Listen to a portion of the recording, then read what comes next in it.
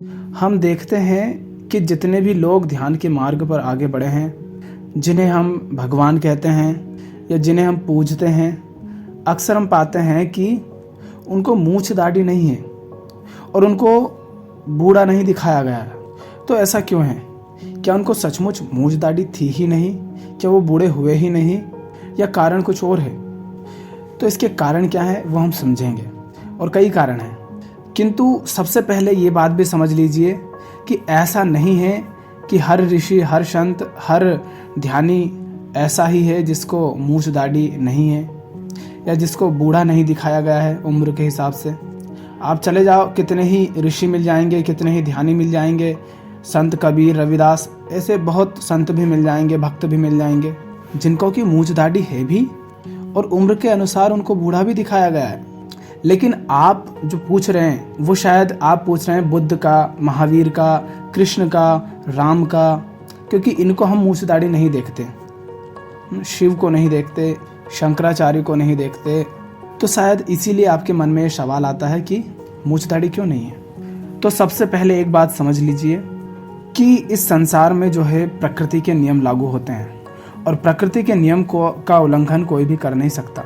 कोई भी प्रकृति के नियमों के खिलाफ नहीं जा सकता। ये शरीर प्रकृति है और शरीर अपनी प्रकृति के अनुसार ही क्रियाएं करेगा। तो ऐसा बिल्कुल नहीं हुआ होगा और हो भी नहीं सकता कि जिन महापुरुषों की हम बात कर रहे हैं उनको मूछ दाढ़ी ना रही हो या वो बूढ़ा नहीं हुए हों। उनको भी ज़रूर मूछ दाढ़ी रही होंगी, ज़रूर वो भी बूढ़े हुए होंगे अगर लंबे समय तक जिए हों तो उनको यदि मूछ दाढ़ी रही, वो भी यदि बूढ़े हुए, तो फिर हमें मूछ दाढ़ी क्यों नहीं दिखाई गई? तो सबसे पहला कारण इसका यह है कि देखो, ये जो आम इंसान है ये देह भाव में जीता है। हर व्यक्ति को, हर जीव को, हर चीज़ को एक वस्तु या एक शरीर की भांति ही देखता है। इंसान से वो शरीर की भांति ही मिलता है।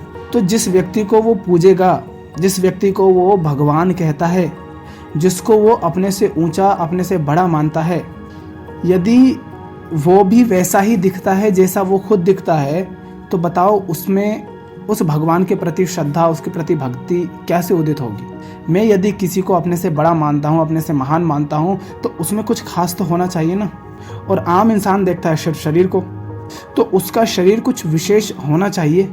अगर उसके शरीर में कुछ भी विशेष नहीं है तो मैं कैसे उसको अपने से अलग मानूं? जो हमारे ही जैसा है हम उसको भगवान क्यों कहें? हम क्यों उसकी सेवा करें, उसकी सुने, उसकी भक्ति करें? क्यों हम उसके बताए गए मार्ग को अपनाएं?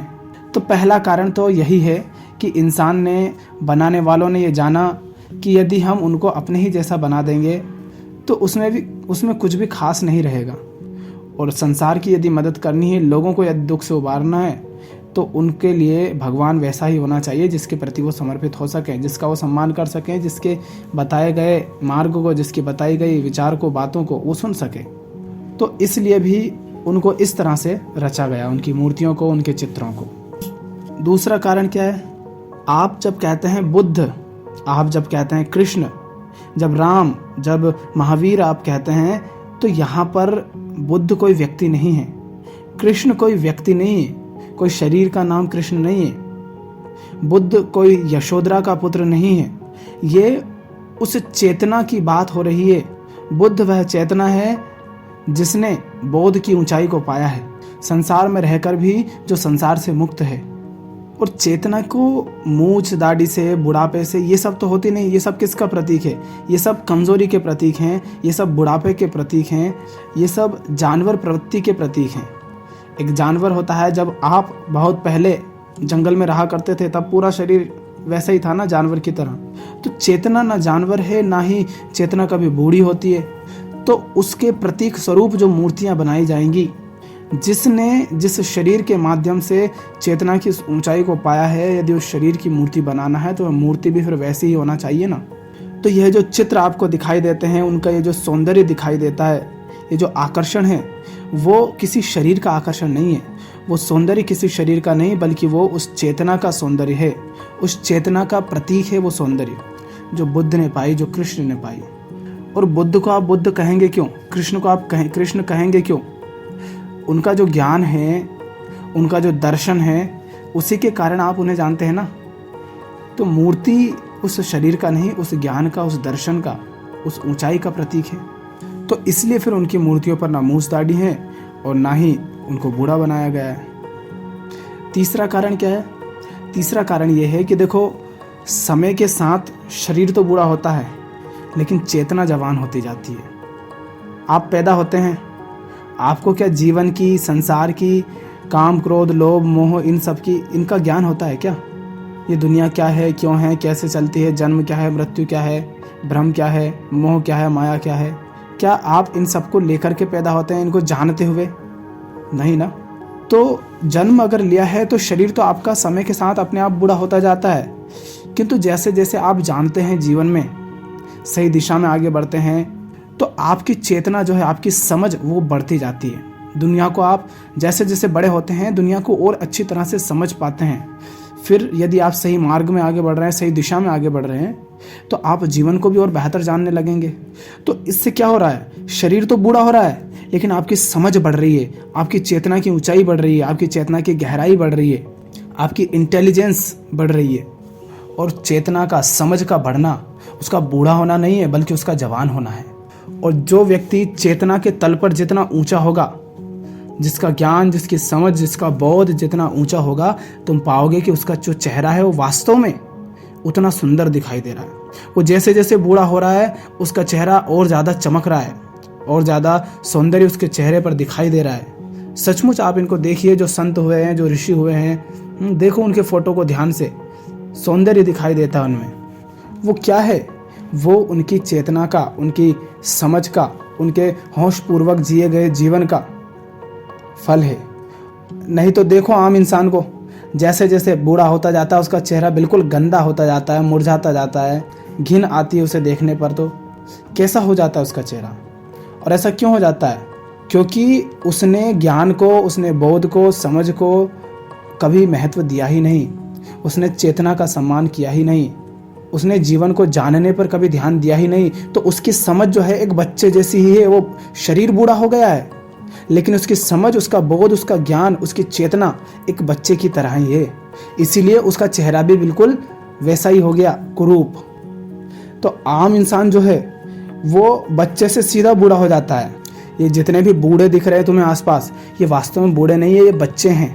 क्योंकि इनका शरीर बस बूढ़ा हुआ है, इनकी चेतना ने तो ऊंचाई पाई ही नहीं। ये पहले भी ऐसे ही थे, अज्ञानी, ना समझ, और आज भी वैसे ही हैं। तो ये बस बच्चे ही हैं, या इनको ऐसा कह सकते हैं कि बच्चे से सीधे बूढ़े हो गए, क्योंकि इन्होंने सिर्फ अपने आप को शरीर के अलावा और कुछ जाना नहीं, और शरीर के अलावा कुछ और जाना नहीं, तो उन्होंने किसी और को महत्व दिया भी नहीं। तो बच्चे से सीधे बूढ़े हो गए, जवान ये हुए ही नहीं।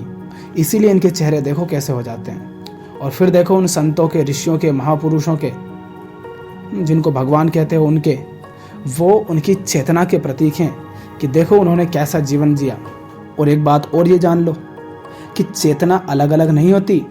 शरीर अलग अलग दिख रहे हैं, बुद्ध के, महावीर के, कबीर साहब के, नानक साहब के, राम के, कृष्ण के, सिर्फ शरीर अलग हैं, समय अलग है, किंतु वो जो चेतना है, वो चेतना वही है जो कृष्ण में है, वही बुद्ध में है, जो बुद्ध में है वही महावीर में, जो महावीर में है वही कबीर साहब में।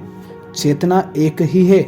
तो जब चेतना एक ही है तो तुम ध्यान से उन सब के फोटो को देखना, उन सब के चित्रों को, उन सब की मूर्तियों को देखना, वो सब दिखते भी एक जैसे ही हैं। बस बाहर बाहर जो कपड़े हैं, वस्त्र हैं, उन सब के कारण अलग दिखते हैं। तुम बुद्ध की, कृष्ण की, महावीर की, राम की, इन सब की एक साथ आंखें देखना, उनकी आंखें तुम्हें एक जैसी दिखाई देंगी। उनके होंठ देखना, उनके गाल देखना, उनकी नाक देखना, उनका शरीर का आकार देखना, संरचना देखना, वो सब एक जैसे दिखाई दे रहे हैं। क्यों? क्योंकि ये जो मूर्तियां हैं वो किसी शरीर की मूर्तियां नहीं है, वो चेतना का प्रतीक हैं। उनमें जो सौंदर्य है वो चेतना के सौंदर्य का प्रतीक हैं। उनकी ओर जो आकर्षण है, वो जो हम आकर्षित हो जाते हैं, वो हम शरीर की ओर नहीं होते। मान लो बुद्ध जो हैं चोरी डकैती करते, हत्यारे हो जाते, क्या तब आप बुद्ध को सम्मान देते? क्या उनके पास जाते? शरीर वही है, किंतु अब वो चोरी करते हैं, हत्या करते हैं, लूटते हैं, मारते हैं, पीटते हैं, गलत काम करते हैं, अंगुलीमाल जैसा उनका हाल है। क्यों नहीं जा रहे? शरीर तो वही है। क्योंकि वास्तव में हम भी शरीर को नहीं, हम चेतना को ही सम्मान देते हैं। कोई व्यक्ति अगर धूर्त है तो हम उसके पास नहीं जाते, और कोई समझदार है, सुंदर है, सही बातें कर रहा है, सही काम की बातें हैं, तभी तो हम उसके पास जाते हैं ना। तो चेतना अलग अलग नहीं होती, इसलिए तुम पाओगे कि इनकी मूर्तियों में भी कुछ खास अंतर नहीं है, ध्यान से अगर देखो तो। और ध्यान से देखो क्या, तुम तो जो जैन धर्म में उनके 24 तीर्थंकर हैं, सब निर्वस्त्र हैं, देखो तुम सारे एक जैसे दिख रहे, कोई अंतर ही नहीं है उनमें, सब एक जैसे दिख रहे हैं। पर क्या यह हो सकता है कि 24 लोग बिल्कुल एक जैसे हो? 24 के 24 ऐसे हो कि बूढ़े भी नहीं है, 24 के 24 ऐसे हैं कि उनको मूंछ दाढ़ी भी नहीं है और शक्ल भी एक जैसी है? ऐसा हो नहीं सकता, ये प्रकृति के नियमों के खिलाफ है, हो ही नहीं सकता। तो फिर ऐसा क्यों बनाया गया? ऐसा इसलिए बनाया गया क्योंकि वो 24 अलग अलग शरीर मात्र हैं।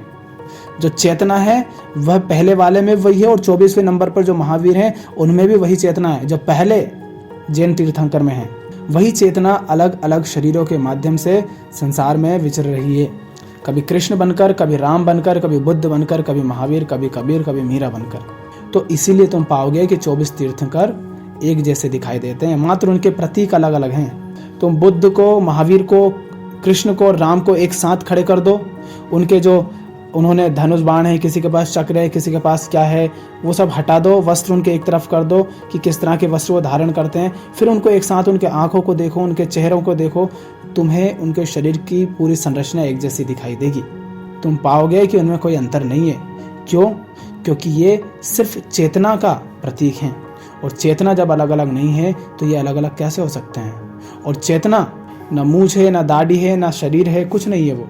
वो मात्र बोध है, समझ है, इंटेलिजेंस, अवेयरनेस।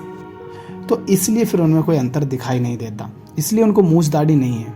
क्योंकि मूंछ दाढ़ी प्रतीक होती हैं बुढ़ापे का, जरावस्था का, वृद्धावस्था का। लेकिन इनको तुम कहोगे ये क्या कहते हैं?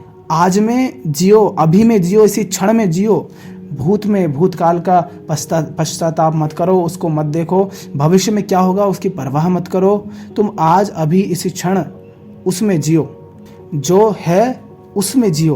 तो जब ये बात कर रहे हैं जो है उसमें जियो, तो अब इनके लिए ना तो जवानी रही, नहीं इनके लिए ना तो बुढ़ापा रहा, ना बचपना रहा। तो इनकी तस्वीरें फिर वैसी कैसे बनाई जाए जिनमें ये बूढ़े जैसे लगे? क्योंकि ये तो सदा आज में जिए, सदा अब में जिए, जो है उसमें जिए। और जिनके लिए जीते जी ना भूत था, ना भविष्य था, ना बचपन था, ना बुढ़ापा था, जो महत्व देते थे चेतना को, जो महत्व देते थे ज्ञान को, समझ को, जिन्होंने कभी अपना, पराया, आदमी, औरत, बच्चा, बूढ़ा, इन सबको ज़्यादा महत्व दिया ही नहीं, बस ऊपर ऊपर महत्व दिया। तो उनके तस्वीर को, उनकी मूर्तियों को हम वैसा कैसे बना सकते हैं जिनसे यही सब प्रतीत हो कि वो अपने आप को कोई पुरुष बता रहे हैं, कोई आदमी बता रहे हैं? और ध्यान से अगर तुम देखो तो उनके शरीर कैसे दिख रहे हैं? पूरी तरह ना तो पुरुष दिख रहे हैं और पूरी तरह ना तो वो स्त्री दिख रहे हैं, पर उनके शरीर को देखो तो जिस तरह की कोमलता एक शरीर, स्त्री के शरीर की होती है, उस तरह की कोमलता उनके शरीर में दिखाई दे रही है। देखो तुम उनके शरीर कितना कोमल दिखाई देता है। क्या पुरुष का शरीर ऐसा साधारणतया होता है? पुरुष का शरीर तो कठोर होता है, मजबूत होता है। वो कोमलता इनके शरीर में क्यों है? वो कोमलता इसलिए है क्योंकि चेतना कठोर नहीं है, चेतना सहज है, सरल है, स्वाभाविक है। तो कठोरता प्रतीक है अहंकार का, अहम का, कि कोई व्यक्ति अड़ा हुआ अपनी धारणाओं पर, अपनी मान्यताओं पर हिलने को तैयार नहीं। और कोमलता प्रतीक है सरलता का, सहजता का, रचनात्मकता का। और यदि आप ध्यानपूर्वक ये भी बात भी देखें कि जिन लोगों ने इनको बनाया है, इनकी मूर्तियाँ बनाई, वो अगर देखा जाए तो पुरुष ही रहे थे, क्योंकि स्त्रियों को तो इन क्षेत्रों में इतने अधिकार थे नहीं। तो मनुष्य के बारे में एक बात ये आप समझ सकते हैं कि मनुष्य के पास जो होता है वो उससे खुश नहीं रहता। हमें जो मिल जाता है हम उससे फिर असंतुष्ट हो जाते हैं। जो चीज़ हमारे पास नहीं है हम उसकी ओर दौड़ेंगे, लेकिन जो मिल गया है हमें वो सुंदर नहीं लगता, हमें उसका महत्व समझ नहीं आता, वो हमारे लिए महत्वहीन हो जाता है। तो पुरुषों ने यदि इनकी मूर्तियाँ बनाई हैं, तो यदि मूर्तियों को सौंदर्य भी देना है तो वो मूर्ति पुरुष जैसी दिखाई देनी चाहिए या स्त्री जैसी दिखाई देना चाहिए?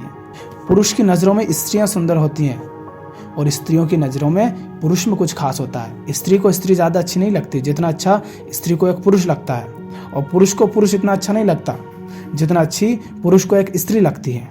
क्योंकि हम जो हैं, हमें वैसा ही कुछ और मिलेगा तो हम उसका सम्मान नहीं कर पाएंगे, उसको महत्व नहीं दे पाएंगे। हमारे पास जो नहीं है हम उसकी ओर आकर्षित होते हैं। तो ये मूर्तियां भी अगर देखा जाए तो पुरुषों ने ही निर्मित करी हैं, इनकी रचना पुरुषों ने ही की है। तो यदि वो चाहेंगे कि ये सुंदर दिखें तो उनके लिए जो सुंदर हैं वो वहाँ से देखेंगे कि किस तरह इनको और सुंदर बनाया जा सकता है। तो इन्होंने देखा कि स्त्रियों को मूछ दाढ़ी नहीं होती है तो चलो इनकी भी नहीं रखते हैं। वो कोमल कोमल होती है तो हम चलो अपने भगवान को भी कोमल कोमल बना देते हैं। वो बहुत उम्र हो जाने पर भी इतनी आसानी से ऐसी नहीं लगती हैं कि बूढ़ी हो गई हैं तो चलो इनको भी हम बूढ़ा नहीं करते हैं। तो ये अपने प्रति एक हीन भावना है, वहाँ से भी ये बातें आ सकती हैं कि देखो भैया हम तो बुढ़े होते हैं, बीमार होते हैं, बाल होते हैं, मूछ दाढ़ी होती है, फलाना ढिमका, और ये तो बड़ी हीन बात है, ये अच्छा नहीं है, ये सुंदर नहीं है। तो अपने जो बने बैठे हो, जैसे तुम हो, उसके प्रति यदि तुम में हीन भावना है तो तुम कुछ भी नया चाहोगे तो वो वैसा तो नहीं चाहोगे जैसे ऑलरेडी आप हो। आप कुछ ऐसा चाहोगे जो वैसा नहीं है जैसे आप हो। तो यहाँ से भी ये भावना आ सकती है। इस कारण भी हमने मूर्तियों को वैसा नहीं बनाया जैसा आप कह रहे हैं कि मूछ दाढ़ी क्यों नहीं है। किंतु इनकी मूर्तियाँ, इनके चित्र को बूढ़ा ना दिखाने के पीछे, इनको मूछ दाढ़ी ना दिखाने के पीछे जो सबसे मूल कारण है वो यही है कि ये जो मूर्तियाँ हैं वो किसी शरीर की मूर्तियाँ नहीं है, ये चेतना का प्रतीक है। वह चेतना जो इन शरीरों के माध्यम से बोध को उपलब्ध हुई, वह चेतना जिसने सत्य को पाया, जो संसार में रहते हुए भी संसार से मुक्त रही और संसार का कल्याण किया, उस चेतना का प्रतीक है। और शरीर बूढ़ा होता है किंतु चेतना हमेशा जवान रहती है। उसमें सौंदर्य है, उसमें आकर्षण है, उसमें प्रेम है, उसमें शांति है, उसमें मौन है, उसमें ध्यान है। इसीलिए जब हम इन मूर्तियों को देखते हैं तो दिखाई देता है कि ये बड़ी शांत हैं, मौन है, जैसे मुक्त हो। इनमें सौंदर्य है, इनके प्रति हम आकर्षित होते हैं, इनमें बड़ा आकर्षण है। वो इसीलिए है क्योंकि ये मूर्तियाँ नहीं है, ये शरीर का प्रतीक नहीं है, ये उस चेतना का प्रतीक है। और चेतना के प्रतीक को जितना सुंदर बनाया जा सकता है उतना सुंदर हमेशा बनाने की कोशिश की गई। बस इसीलिए इनके चेहरे पर, इन मूर्तियों पर जो कुछ भी व्यर्थ है वो हटा दिया गया। देखो उनको बहुत ज़्यादा वस्त्र भी नहीं पहनाए जाते, वो तो आजकल हम पहनाने लग गए हैं। मूछ दाढ़ी हम क्यों बनवाते हैं? क्योंकि हमें व्यर्थ लगता है वो सब, इसलिए बाल कटवा देते हैं हम। तो जो कुछ भी व्यर्थ था वो उनके शरीर से हटा दिया ताकि सौंदर्य को और ज़्यादा निखारा जा सके। यही कारण है कि उनको ना मूछ है, ना दाढ़ी है, और ना ही उनको बूढ़ा दिखाया गया है। क्योंकि बुढ़े शरीर होते हैं, चेतना नहीं। कुरूपता शरीर में हो सकती है किंतु चेतना में नहीं।